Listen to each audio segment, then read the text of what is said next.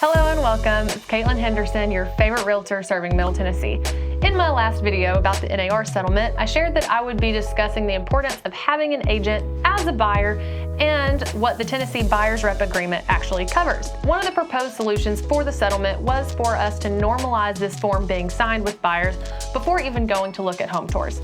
Good news for me and my clients because I do that already. My goal is to make this as simple as possible. If at any point you have questions along the way, please leave me a comment and I'd be happy to provide more clarity. Now let's jump in.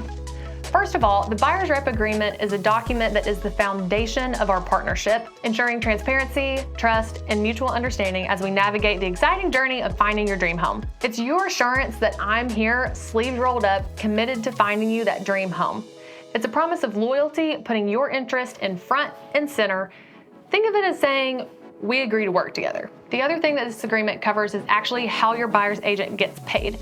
Again, as I said in my last video, all commissions are negotiable. This document ensures what you're agreeing to pay your agent as what I refer to as a success fee. That's going to be different for any agent that you talk to. It's also negotiable. What that is and how that's written is the sellers have already had the conversation, most likely with their listing agent, to see how much of that commission they're willing to contribute to pay toward your buyer's agent's compensation. For the sake of not using real numbers, let's say on that document, you've got a Stanley Cup as your payment. Let's say that you've agreed to pay your realtor a Stanley Cup, but the listing side, the sellers are only willing to contribute a red Solo cup towards your agent's commission. You would be responsible for making up the difference between the Solo cup to the Stanley if that's not there. Your agent can also and should negotiate on your behalf to try to get you that Stanley Cup in the negotiations if that's at all possible. This agreement states that if that can't happen or if there's still a gap, you are still willing to compensate your agent on a previously disclosed, agreed upon price. First off, let's talk about your buyer's agent duties and commitments. As your dedicated realtor, my commitment goes beyond simply guiding you through the home buying process. Here's what you can expect when you choose to work with me as your buyer's agent in Tennessee. Your interests are my top priority. From day one with this agreement, I'm your advocate, your shield in the market, making sure that every decision, every negotiation is made with your best interest at heart. Loyalty to you as my client is my unwavering commitment, ensuring that your needs, desires, and confidentiality are preserved with the utmost integrity. I bring not just my expertise, but my wholehearted commitment to, as the contract states, diligently exercise reasonable skill and care. Whether it's staying in tune with the market, understanding and listening to your needs, when you're my client, you'll often hear me say, when you choose to work with me, you don't just get me, you get all of my resources and most trusted professionals that want to see you succeed as my client as much as I do. Honesty and good faith are the foundation of our relationship.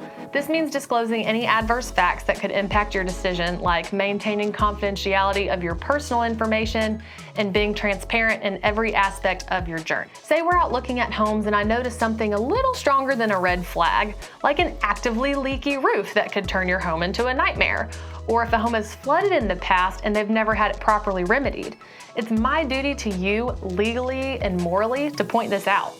Now, that's not me claiming to be a home inspector, that's what we call an adverse fact. I've even said to clients on home tours, it's just as much my job to show you why you shouldn't buy a particular house due to the adverse facts, the same way I can share benefits of buying that particular home. Aligning our strategies with your objectives, I'm here to obey your lawful instructions, ensuring we're headed in the right direction. Yours. My role involves from a guide to your greatest advocate, committed to opportunities that resonate with your vision of home. Now, take notice of the word lawful and see the previous part of this section about honesty.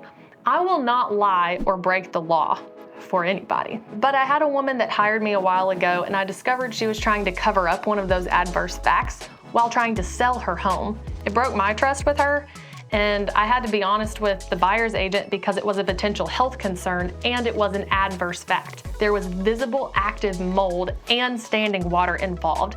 You can't cover that up and continue to move forward in that good faith that we talked about. Open communication is vital. By making sure all property viewings and inspections are managed through me, we maintain a clear line of communication and appropriate response times from everyone involved. I'm sure we agree that confidentiality also builds trust. When you share your financial or personal details, that information stays in a locked vault. As a professional who does this daily, I've come to learn what details I need to keep private in a way of not unintentionally revealing your cards as a home buyer to the other side.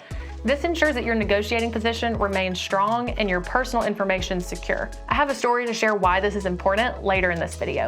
And should any unforeseen circumstances arise, like me being stuck in the hospital with a concussion, I've ensured that your journey doesn't have to hit pause.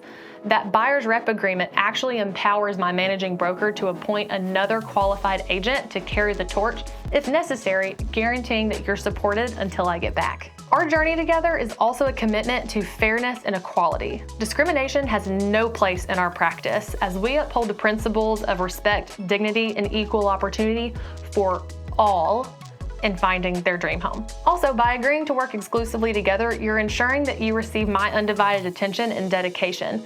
What about the client side? You may be asking, what am I held to in this agreement? Here's how you contribute to the partnership. Much like my commitment to you is your loyalty and honesty. Your decision to work exclusively with me or your realtor underlines our partnership's success.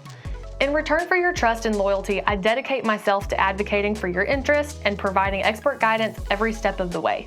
By the time we begin touring properties or submitting offers, my onboarding process makes sure that you already fully understand your unique needs and priorities. Keeping me informed of any changes to your preferences, financial status, or thoughts about properties makes sure that our search remains aligned with your goals.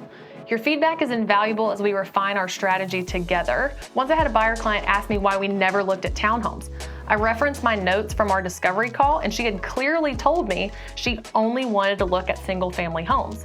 Well, in that conversation, she shared with me that she had become open to including them. Well, guess what? We were under contract on a townhome a week later that we never would have looked at if she hadn't shared that her criteria had changed. This transparency makes sure that we're all on the same page, making the most of all of our time together. Being upfront about your financial readiness and preferences, including getting that pre-approval for a mortgage, helps me to serve you effectively. And then following through on your commitments, whether it's attending viewings, making sure that you're sticking to financial obligations that were set by your lender, or respecting the terms of our agreement, your follow-through is crucial. It not only facilitates a smoother process, but it also prevents potential complications. Before we wrap up, let's highlight the importance of our discussions through a couple of real-world stories. If for some reason I'm unable to attend an open house with you if you're a buyer client of mine, I advise all of them to inform any agent that's at the open house that they're already presented by giving them my business card and advise them to limit their questions for that agent to property details only. Specifically, to not share anything personal about their home buying journey as a protection for them to remain in a good negotiation seat should they decide to submit an offer on that property. Despite this advice, a past client once shared extensive personal and home buying journey details with the listing agent at an open house. Unfortunately, this openness compromised their negotiation position, ultimately leading to the loss of their desired home. It was a really tough lesson learned the hard way. In another instance, another set of clients was approached by a different agent. By confidently declaring that they were already represented and handing them my business card, they protected our partnership, allowing us to continue our search without interruption or further confusion. It also made my day when they shared later that this particular agent actually recognized me and said, "Oh, Katelyn, y'all are in great hands.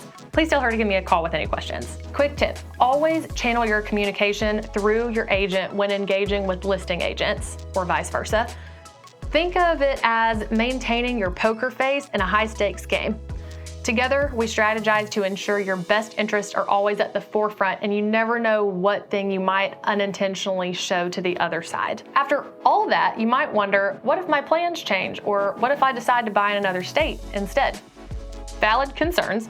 Please know that this agreement doesn't lock you into buying if the right opportunity doesn't present itself. Rather, it ensures that when you're ready to buy, you have a dedicated expert on your side. And hey, if life happens and you need to buy in another state, talk to your agent and see if they can connect you with a trustworthy referral partner in the market that you're moving to. I've got friends all over the country that I trust professionally to carry the torch if you end up needing to look in another state. As we've explored today, understanding the role of a buyer's agent and the importance of having that buyer's representation agreement marks the beginning of a successful home buying adventure. If you have any questions or need further clarification, you're welcome to drop your questions in the comments. You can also run questions by a real estate attorney as well, who can explain even deeper. But beyond the fine print, our collaboration is designed to transform what may seem like an overwhelming process into a clear and exciting venture. My mission is to empower you with the insights and the confidence that you need to make well-informed decisions, moving you closer to that next home with clarity and confidence.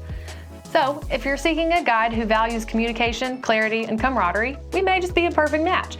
Let's connect and start turning your home buying hopes into reality. Thank you for watching, and remember, I'm here to support your Middle Tennessee real estate journey every step of the way.